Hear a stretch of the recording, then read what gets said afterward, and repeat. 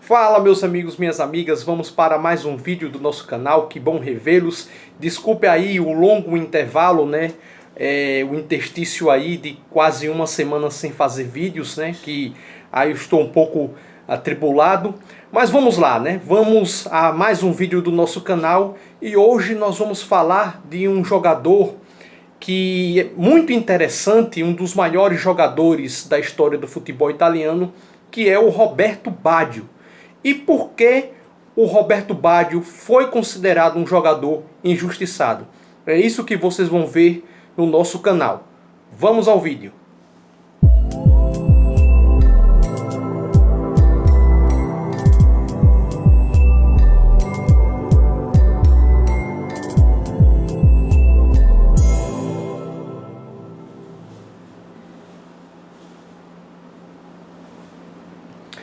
Pois bem, pessoal, o vídeo de hoje é sobre Roberto Baggio.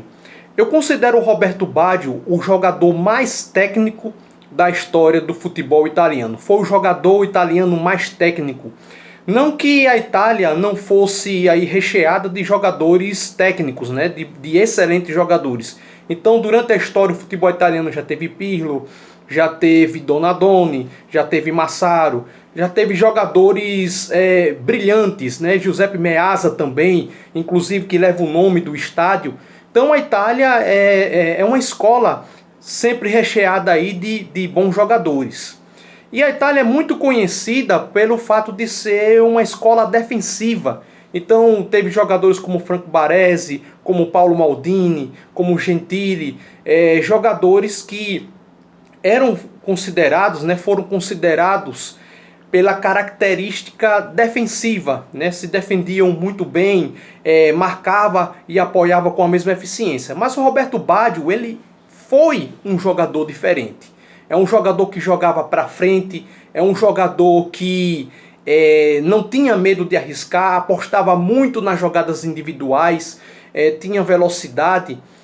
E a mídia não deu ao Roberto Baggio o reconhecimento que ele merecia. Apesar do Roberto Baggio ter sido o melhor jogador do mundo em 93, antes, portanto, da Copa de 94, e principalmente pelo fato do Baggio não ter tantos títulos na sua carreira.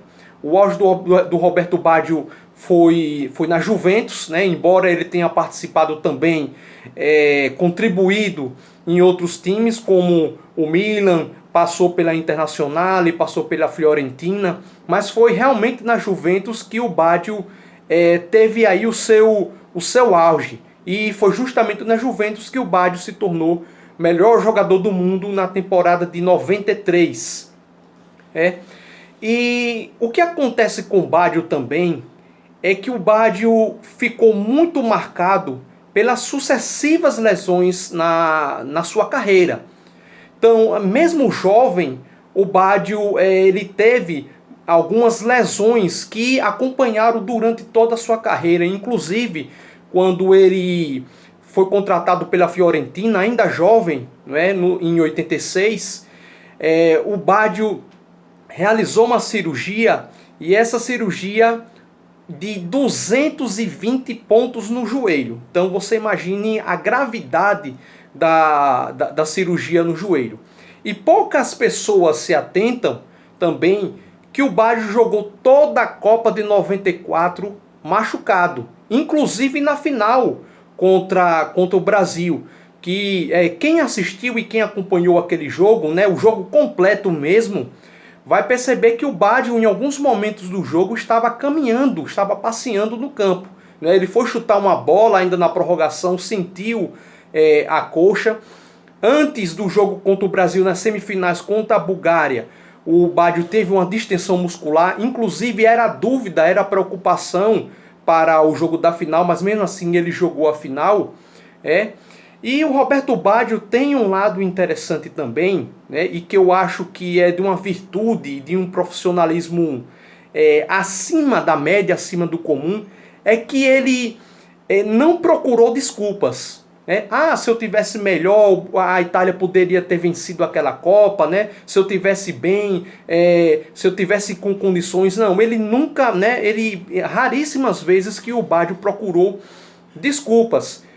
Muito pelo contrário, o Baggio, ele sempre admirou o futebol brasileiro e o Baggio reconheceu e assumiu a sua responsabilidade de ter perdido aquele pênalti, né? Ele foi o último jogador italiano da cobrança. Caso o Baggio convertesse o pênalti, o Bebeto seria o quinto jogador brasileiro a cobrar. E se o Baggio fizesse e o Bebeto perdesse, poderia ter aí mudado a história daquele jogo e a Itália poderia até mesmo ter sido consagrado campeão mundial. E essa admiração do Roberto Baggio não é somente em relação aos próprios brasileiros. Os italianos também têm uma admiração pelo Roberto Baggio. Inclusive, quando o Baggio encerrou sua carreira em 2004, né, pela seleção italiana, muitos italianos estavam cogitando, queriam Roberto Baggio na Eurocopa de 2004 e também nos Jogos Olímpicos do mesmo ano, né? Então o Baggio foi um jogador excepcional.